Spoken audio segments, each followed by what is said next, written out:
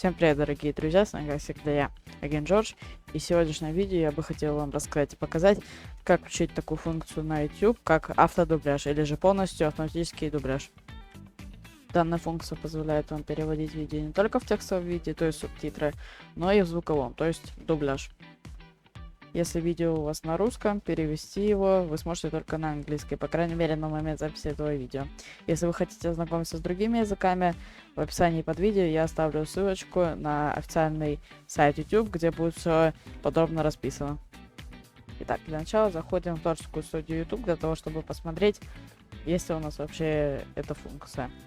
Для того, чтобы это сделать, нажимаем настройки, загрузка видео, расширенные настройки и листаем вниз.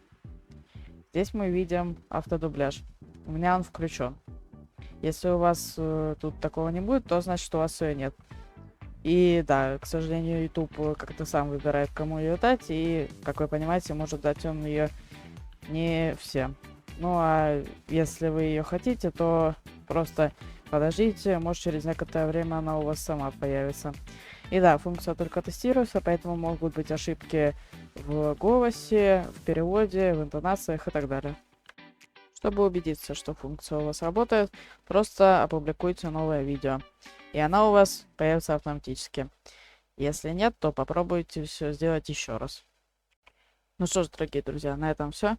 Надеюсь, это видео было для вас полезным, и я вам смог чем-то помочь. Всем спасибо за просмотр, всем пока.